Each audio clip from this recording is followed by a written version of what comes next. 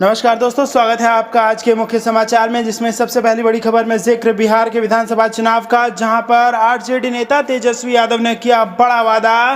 कहा हमारी सरकार बनी बिहार में तो 10 लाख बेरोजगार युवाओं को देंगे नौकरी। जी हां दोस्तों, इसी के साथ दूसरी बड़ी खबर में आपको बताएंगे कि लालू यादव ने ट्वीट कर कहा कि जिसने चलाया पैदल बिहारी बदल दो उसको अब की बारी। जी हां दोस्तों, जो यहाँ पर प्रवासी मजदूर थे जिनको जबरदस्त पीड़ा का यहाँ पर सामना करना पड़ा था लॉकडाउन के बीच, अब उनसे लालू यादव ने अपील की है कि इस बार सरकार बदलना है आपको। जी हां दोस्तों, इसी के साथ तीसरी बड़ी खबर में आपको बताएंगे कि इस बार 10,000 से अधिक बूथों से होगा मतदान का लाइव प्रसारण। जी हां दोस्तों, इस बार का चुनाव भी अलग होने वाला है। हर एक खबर की गहराई में आपको ले जाएंगे, लेकिन उससे पहले अगर आपको भी ऐसा लगता है कि यहाँ पर भाजपा और जेडीयू को बड़ा झटका चुनाव में लगने वाला है, तो आप अभी इस वीडियो को लाइक कीजिए और इस लाल बटन को दबा के इस चैनल को फ्री में सब्सक्राइब करके घंटे बजाकर कमेंट में लिखिए जय हिंद। आरजेडी नेता तेजस्वी का चुनावी वादा, हमारी सरकार बनी तो 10 लाख बेरोजगार युवाओं को देंगे नौकरी। जी हां दोस्तों, बिहार विधानसभा चुनाव की तारीख का ऐलान होते ही सभी दल अपनी अपनी जीत के लिए दावे प्रतिदावे कर रहे हैं। वहीं वोटरों को लुभाने के लिए नित नई घोषणाएं भी की जा रही हैं। इसी कड़ी में चुनाव से पहले ही बिहार के युवाओं और बेरोजगारों पर फोकस रखने वाले नेता प्रतिपक्ष तेजस्वी ने ऐलान किया है कि हमारी सरकार बनेगी तो हम 10 लाख नौकरी देंगे। तेजस्वी यादव लगातार युवाओं पर फोकस कर रहे हैं। राजद की ओर से मुख्यमंत्री पद के उम्मीदवार तेजस्वी यादव ने कहा कि हमने 5 अगस्त को बेरोजगारी को लेकर एक पोर्टल बनाया था। इसमें 9,47,324 बेरोजगारों ने रजिस्टर किया है। उन्होंने कहा कि 13,11,626 लोगों ने मिस कॉल किया है। हमारी पार्टी बेरोजगारी को लेकर गंभीर है। बिहार सबसे युवा प्रदेश है। बिहार में 60% आबादी युवाओं की है। बिहार में बेरोजगारी दर 46.6% है। तेजस्वी यादव ने बिहार में कितने पद खाली हैं इसका ब्यौरा दिया। तेजस्वी यादव ने कहा कि स्वास्थ्य सेवा में 2.5 लाख कर्मियों की जरूरत है, जबकि 50,000 पुलिस कर्मियों का पद बिहार में रिक्त है। उद्योग धंधों को लेकर नीतीश सरकार पर तंज। इससे एक दिन पहले नेता प्रतिपक्ष तेजस्वी प्रसाद यादव ने बिहार में उद्योग धंधों को लेकर नीतीश सरकार पर तंज कसते हुए कहा था कि 15 वर्षों में बिहार काफी पीछे चला गया है। शनिवार को ट्वीट करते हुए तेजस्वी यादव ने लिखा कि उद्योग संवर्धन एवं आंतरिक व्यापार में बिहार 26वें नंबर पर है। उन्होंने कहा कि राज्य में निवेश और उद्योग लगाने में बिहार सबसे फिसड्डी राज्य है। तेजस्वी ने कहा कि उदारीकरण के बाद 15 वर्षों से सत्ता संभाल रहे मुख्यमंत्री नीतीश कुमार और एनडीए सरकार इन आंकड़ों पर बात क्यों नहीं करते। रुख करते हैं अगली खबर की तरफ। लालू का ट्वीट, जिसने चलाया पैदल बिहारी बदल दो उसको अब की बारी। जी हां दोस्तों, राजद सुप्रीमो लालू प्रसाद यादव ने लगातार दूसरे दिन कविता की पंक्तियों से बिहार में राजनीतिक बदलाव का आह्वान किया है। शनिवार को लालू प्रसाद के आधिकारिक ट्विटर हैंडल से बिहार और बिहारी पर केंद्रित कविता पोस्ट की गई है। इस कविता में उन्होंने प्रवासी श्रमिकों से लेकर कानून व्यवस्था सहित विभिन्न मुद्दों पर कटाक्ष किया है। उन्होंने लिखा है कि जिसने चलाया पैदल बिहारी बदल दो उसको अब की बारी, जिसने छीनी नौकरी सारी बदल दो उसको अब की बारी, जिसने वोट से की गद्दारी बदल दो उसको अब की बारी, जिसके राज में हिंसा भारी बदल दो उसको अब की बारी, जिसने सबकी तरक्की मारी बदल दो उसको अब की बारी। इस कविता के साथ उन्होंने 2 तस्वीरें और टैग की है। उनमें लिखा है, मजदूर सड़क पर है, घर बार मांगता है, युवा सड़क पर है, रोजगार मांगता है, उद्योग धंधों की बदहाली पर बात क्यों नहीं करती सरकार। तेजस्वी नेता प्रतिपक्ष तेजस्वी प्रसाद यादव ने बिहार में उद्योग धंधों को लेकर सरकार पर तंज कसा है। उन्होंने आरोप लगाया है कि 15 साल में बिहार काफी पीछे चला गया है। शनिवार को ट्वीट करते हुए तेजस्वी यादव ने लिखा कि उद्योग संवर्धन एवं आंतरिक व्यापार में बिहार 26वें नंबर पर है। राज्य में निवेश और उद्योग लगाने में बिहार सबसे फिसड्डी राज्य है। कहा कि उदारीकरण के बाद 15 वर्षों से सत्ता संभाल रहे मुख्यमंत्री नीतीश कुमार और एनडीए सरकार इन आंकड़ों पर बात क्यों नहीं करती। रुख करते हैं अगली खबर की तरफ। इस बार 10,000 से अधिक बूथों से होगा मतदान का लाइव प्रसारण। जी हां दोस्तों, बिहार में विधानसभा, शिक्षक व स्नातक क्षेत्र के निर्वाचन की निगरानी के लिए करीब 10,400 बूथों का लाइव प्रसारण किया जाएगा। इसके अलावा मतगणना के दौरान विधानसभा के 3,788 टेबल का भी लाइव टेलीकास्ट होगा। विधानसभा चुनाव में मतगणना एजेंट लाइव स्ट्रीमिंग से ही गिनती की निगरानी करेंगे। चुनाव आयोग ने इस प्रसारण की जिम्मेवारी नेशनल इंफॉर्मेटिक्स सेंटर सर्विस को दी है। इसके लिए 9.15 करोड़ का करार हुआ है। विधानसभा चुनाव में राज्य के करीब 1.6 लाख बूथों में से 10% पर मतदान का लाइव प्रसारण किया जाएगा। यह प्रसारण जिला व राज्य नियंत्रण कक्ष में ही होगा, ताकि चुनाव के दिन तमाम गतिविधियों पर नजर रखी जा सके। जिन बूथों का लाइव प्रसारण किया जाना है उसका चयन जिला स्तर पर हो गया है और वहां नेशनल इंफॉर्मेटिक्स सेंटर सर्विस उपकरणों को लगाने जा रहा है। इसके अलावा शिक्षक व स्नातक निर्वाचन क्षेत्र के चुनाव के दौरान भी बूथों का लाइव प्रसारण किया जाएगा। चुनाव आयोग ने तय किया है कि शिक्षक निर्वाचन के लिए राज्य के 100 मतदान केंद्र व स्नातक निर्वाचन के दौरान राज्य के 300 बूथों का लाइव प्रसारण किया जाएगा। मतगणना के 3788 टेबल का भी लाइव स्ट्रीमिंग चुनाव आयोग ने कोविड-19 को देखते हुए विधानसभा चुनाव की मतगणना पर भी ऑनलाइन नजर रखने का निर्णय लिया है। सभी 243 विधानसभा क्षेत्रों के लिए 16 टेबल मतगणना के लिए लगाए जाएंगे। इस तरह कुल 3788 मतगणना टेबल की लाइव स्ट्रीमिंग की जाएगी। लाइव स्ट्रीमिंग के जरिए एकदम स्पष्ट प्रसारण होगा ताकि सभी प्रत्याशियों की मतगणना एजेंट गिनती साफ साफ देख सकें और उस पर अपनी दावा आपत्ति जाहिर कर सकें। इसी तरह स्नातक व शिक्षक निर्वाचन के लिए लगने वाले मतगणना टेबल की भी लाइव स्ट्रीमिंग की जाएगी। जिलों को आदेश दिया गया है लाइव वेबकास्टिंग के लिए चुने गए बूथों की सूची एनआईसी को सौंप दे। रुख करते हैं अगली खबर की तरफ। सुब्रमण्यम स्वामी ने जिन अमित मालवीय को हटाने का दिया था अल्टीमेटम, उन्हीं को बीजेपी की नई टीम में आईटी सेल हेड का मिला जिम्मा। बोले अब सब साफ है।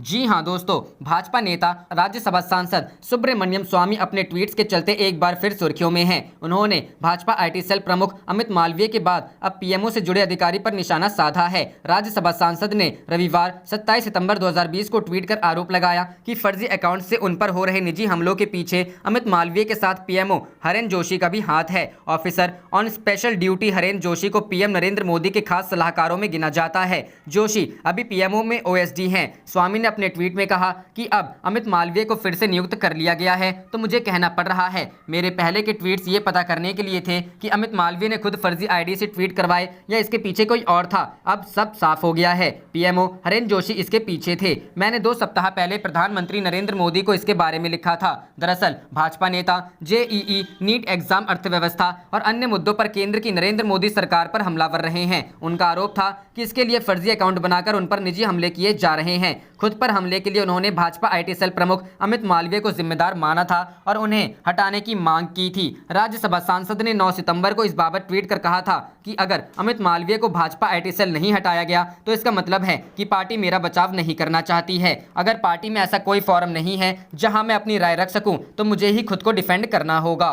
रुक करते अगली खबर की तरफ। राहुल गांधी ने पीएम नरेंद्र मोदी पर कसा तंज। बोले काश कोविड एक्सेस स्ट्रेटजी ही मन की बात होती। जी हां दोस्तों, कांग्रेस के पूर्व अध्यक्ष और वायनाड से सांसद राहुल गांधी लंबे समय से विभिन्न मुद्दों को लेकर केंद्र की मोदी सरकार पर हमलावर हैं। इसी क्रम में उन्होंने आज कोरोना महामारी को लेकर पीएम मोदी की मन की बात कार्यक्रम पर निशाना साधते हुए कहा काश कोविड एक्सेस स्ट्रेटजी ही मन की बात होती। राहुल गांधी ने कोरोना वैक्सीन की एक खबर का हवाला देते हुए ट्वीट कर लिखा, सवाल तो जायज़ है लेकिन सरकार के जवाब का भारत कब तक इंतजार करेगा। काश कोविड एक्सेस स्ट्रेटजी ही मन की बात होती। दरअसल राहुल गांधी ने अपने ट्वीट के जरिए प्रधानमंत्री मोदी की मन की बात कार्यक्रम पर यह तंज कसा है। इससे पहले राहुल गांधी ने अपनी वीडियो सीरीज के माध्यम से मोदी सरकार पर गंभीर आरोप लगाए हैं। उन्होंने किसान बिल को लेकर कहा, किसान पर आक्रमण जारी है। पहले नोटबंदी, फिर जीएसटी और फिर कोरोना महामारी के दौरान किसानों को कोई भी आर्थिक मदद तक नहीं दी गई। उन्होंने कहा इन सब के बाद अब ये 3 भयंकर कानून लागू कर किसान के पैर पर कुल्हाड़ी मारने का काम किया गया है। राहुल ने वीडियो सीरीज में आगे कहा कि इन बिलों के खिलाफ कांग्रेस किसानों के साथ खड़ी है और मिलकर इन कानूनों को रोकेंगे। उन्होंने कहा सरकार की ये सबसे बड़ी भूल है। सरकार तुरंत इन कानूनों को वापस ले और किसानों को एमएसपी की गारंटी दे। दरअसल कांग्रेस ने मोदी सरकार द्वारा लाए गए किसान बिल के खिलाफ speak up for farmer campaign की भी शुरुआत की है। रुख करते हैं अगली खबर की तरफ। प्रियंका गांधी ने ट्वीट किया वीडियो, बोली कृषि कानूनों के खिलाफ एकजुट होकर आवाज उठा रहा है पूरे देश का किसान। जी हां दोस्तों, कृषि बिल दोनों सदनों में पास हो गए हैं लेकिन बिल पर संग्राम थमने का नाम नहीं ले रहा है। इस सबसे बावजूद केंद्र की मोदी सरकार कृषि बिल पर अपने पैर पीछे खींचने के लिए तैयार नहीं है। तो वहीं उत्तर प्रदेश प्रभारी व कांग्रेस महासचिव प्रियंका गांधी शनिवार को एक वीडियो ट्वीट करते हुए केंद्र की भाजपा सरकार पर हमला बोला है। बता दें, कांग्रेस महासचिव प्रियंका गांधी कृषि बिल को लेकर लगातार सवाल उठाते हुए आ रही हैं। उत्तर प्रदेश प्रभारी व कांग्रेस महासचिव प्रियंका गांधी ने शनिवार को एक वीडियो ट्वीट करते हुए केंद्र की मोदी सरकार पर हमला बोला है। साथ ही उन्होंने लिखा, पूरे देश के किसान एकजुट होकर नए कृषि कानूनों के खिलाफ आवाज उठा रहे हैं। बिलों में एमएसपी का प्रावधान न होना, कॉन्ट्रैक्ट फार्मिंग और मंडी व्यवस्था का खात्मा किसानों की मेहनत पर कुल्हाड़ी चलाने जैसा है। इस अन्याय के विरुद्ध आज सारा भारत एकजुट है। उत्तर प्रदेश प्रभारी व कांग्रेस महासचिव प्रियंका गांधी कृषि बिल को लेकर लगातार सवाल उठाते हुए आ रही हैं। शुक्रवार 25 सितंबर को भी ट्वीट करते हुए उन्होंने लिखा, किसानों से एमएसपी छीन ली जाएगी, उन्हें कॉन्ट्रैक्ट फार्मिंग के जरिए खरीफ पत्तियों का गुलाम बनने पर मजबूर किया जाएगा। न दाम मिलेगा न सम्मान, किसान अपने ही खेत पर मजदूर बन जाएगा। भाजपा का कृषि बिल ईस्ट इंडिया कंपनी राज की याद दिलाता है। हम ये अन्याय नहीं होने देंगे। #भारत बंद। रुख करते हैं अगली खबर की तरफ। किसान आंदोलन के कारण पंजाब में हाशिए पर पहुंची भाजपा। जी हां दोस्तों, केंद्र की मोदी सरकार ने कृषि क्षेत्र से संबंधित अपने 3 ऑर्डिनेंसों को कानूनों में बदलने की जो प्रक्रिया अपनाई है, उसके बाद अब उसने अब सपने में भी नहीं सोचा था कि पंजाब और हरियाणा में उनकी मैनेजमेंट इतनी बुरी तरह से फेल हो जाएगी कि किसान आंदोलन का मार्ग अपनाएंगे और कांग्रेस एवं आम आदमी पार्टी को एक राजनीतिक सुअवसर मिल जाएगा कि वह केंद्र सरकार पर हमला बोल सके। परिस्थितियों को भांपते हुए अकाली दल को केंद्रीय मंत्रिमंडल से हरसिमरत कौर बादल का इस्तीफा दिलवाना पड़ा और अकाली दल किसानों के हक में पूरी तरह से कूद गया। अतः पंजाब में भाजपा की स्थिति ऐसी बन गई कि वह एकाएक हाशिए पर चली गई, क्योंकि 25 वर्षों से वह अकाली गठबंधन के साथ सत्ता में रही है और उसका मुख्य आधार शहरी क्षेत्रों में है। भाजपा के पास पंजाब में कभी भी कृषि मंत्रालय नहीं रहा और ना ही उसका कोई नेता किसानों और कृषि से संबंधित मामलों का माहिर है या ऐसा कदावर नेता उनके पास नहीं है जिसकी किसानों में पैठ हो। इस स्थिति में भाजपा पूरी तरह योजना विहीन है। उसका मुख्य भागीदार अकाली दल जो 94 सीटों पर चुनाव लड़ता था, किसानों और ग्रामीण क्षेत्रों में अच्छी पकड़ रखने वाली पार्टी रही है, परंतु कुछ राजनीतिक मुद्दों ने अकाली दल के अस्तित्व को खतरे में डाला हुआ है। परंतु अब अकाली दल के अचानक अलग होने से भाजपा के पास एक सुअवसर भी है। रुख करते हैं अगली खबर की तरफ। बीजेपी को बड़ा झटका, कृषि बिल के विरोध में एनडीए से अलग हुआ अकाली दल। जी हां दोस्तों, मोदी सरकार की ओर से लाए गए कृषि बिल को लेकर देश भर में विरोध प्रदर्शन हो रहे हैं। किसानों के साथ विपक्ष भी आंदोलन कर रहा है। वहीं अब भारतीय जनता पार्टी के 22 साल पुराने गठबंधन सहयोगी शिरोमणि अकाली दल ने एक और बड़ा झटका दे दिया है। कृषि बिल के विरोध में शिरोमणि अकाली दल ने राष्ट्रीय जनतांत्रिक गठबंधन से 22 साल पुराना नाता तोड़ने का ऐलान कर दिया है। शिरोमणि अकाली दल की ओर से काफी वक्त पहले से ही मोदी सरकार के जरिए लाए गए कृषि बिलों का विरोध किया जा रहा है। विरोध के चलते अकाली दल की नेता हरसिमरत कौर बादल ने पहले ही केंद्रीय मंत्री पद से इस्तीफा सौंप दिया था। हालांकि तब अकाली दल ने एनडीए सरकार को समर्थन जारी रखने का ऐलान किया था, लेकिन अब अकाली दल ने कृषि बिल के विरोध में एनडीए से अलग होने का फैसला लिया है। अकाली दल ने कहा कि एमएसपी पर किसानों के उत्पाद की मार्केटिंग सुनिश्चित करने के अधिकार की रक्षा के लिए वैधानिक विधायी गारंटी देने से केंद्र सरकार ने मना कर दिया। इसके कारण बीजेपी के नेतृत्व वाले एनडीए गठबंधन से अलग होने का फैसला करना पड़ा। पंजाबी और सिख समुदाय से जुड़े मुद्दों को लेकर केंद्र सरकार की असंवेदनशीलता को देखते हुए ये फैसला किया गया है। अकाली दल के अध्यक्ष सुखबीर सिंह बादल ने पार्टी की कोर कमेटी में शामिल वरिष्ठ नेताओं के साथ बैठक की। इस बैठक में एनडीए से अलग होने का फैसला किया गया। इससे पहले सुखबीर सिंह बादल का कहना था कि अकाली दल के एक बम ने मोदी सरकार को हिला दिया है। पिछले 2 महीनों से किसानों पर कोई शब्द नहीं था, लेकिन अब 5-5 मंत्री इस पर बोल रहे हैं। वहीं पंजाब के मुख्यमंत्री कैप्टन अमरिंदर सिंह ने एनडीए छोड़ने के अकाली दल के फैसले को बादल के लिए राजनीतिक मजबूरी के एक हताश फैसला करार दिया है। सीएम अमरिंदर का कहना है कि किसान बिल पर बीजेपी की सार्वजनिक आलोचना के बाद इनके पास कोई अन्य विकल्प नहीं बचा था। रुख करते हैं अगली खबर की तरफ। संजय राउत बोले, जिस गठबंधन में शिवसेना और अकाली दल नहीं, मैं उसे एनडीए नहीं मानता। जी हां दोस्तों, कृषि से जुड़े बिलों के विरोध में पहले हरसिमरत कौर बादल ने नरेंद्र मोदी कैबिनेट से इस्तीफा दिया। इसके बाद कल अकाली दल ने राष्ट्रीय जनतांत्रिक गठबंधन से अपना नाता तोड़ लिया। इसके बाद शिवसेना ने एनडीए के अस्तित्व पर ही सवाल खड़ा कर दिया है। राज्यसभा में शिवसेना सांसद संजय राउत ने कहा, एनडीए के मजबूत स्तंभ शिवसेना और अकाली दल थे। शिवसेना को मजबूरन एनडीए से बाहर निकलना पड़ा। अब अकाली दल निकल गया, एनडीए को अब नए साथी मिल गए हैं। मैं उनको शुभकामनाएं देता हूं। जिस गठबंधन में शिवसेना और अकाली दल नहीं है, मैं उसको एनडीए नहीं मानता। अकाली दल ने भाजपा से 22 साल पुराना नाता तोड़ा। किसान बिल को लेकर नाराज चल रही शिरोमणि अकाली दल ने एनडीए से 22 साल पुराना अपना नाता तोड़ लिया है। भाजपा और एनडीए से अलग होने के फैसले की जानकारी अकाली दल के प्रमुख सुखबीर सिंह बादल ने शनिवार देर शाम दी। सुखबीर बादल ने कहा, शिरोमणि अकाली दल की निर्णय लेने वाली सर्वोच्च इकाई कोर समिति की आपात बैठक में भाजपा नीति राजग से अलग होने का फैसला सर्वसम्मति से लिया गया। इस बैठक में पार्टी के कई बड़े पदाधिकारी भी मौजूद थे। रुख करते हैं अगली खबर की तरफ। बीजेपी की नई टीम का ऐलान होते ही बगावत, मुकुल राय को शामिल करने से नाराज हुए राहुल सिन्हा। जी हां दोस्तों, बिहार विधानसभा चुनावों से पहले बीजेपी अध्यक्ष जेपी नड्डा नई टीम का ऐलान कर दिया है। बीजेपी की नई टीम में की युवा चेहरों को जिम्मेदारी सौंपी गई है, जबकि कई पुराने चेहरों को पद से हटा दिया गया है। सबसे बड़ी जिम्मेदारी पार्टी ने मुकुल रॉय को दी है, उन्हें राष्ट्रीय उपाध्यक्ष बनाया गया है। बीजेपी की नई टीम को उत्तर प्रदेश के भी कई नेताओं को केंद्रीय संगठन में महत्वपूर्ण जिम्मेदारियां सौंपी गई हैं। इनमें सांसद रेखा वर्मा को पार्टी उपाध्यक्ष बनाया गया है। पार्टी में हुए इस बड़े फेरबदल से राहुल सिन्हा नाराज हो गए हैं।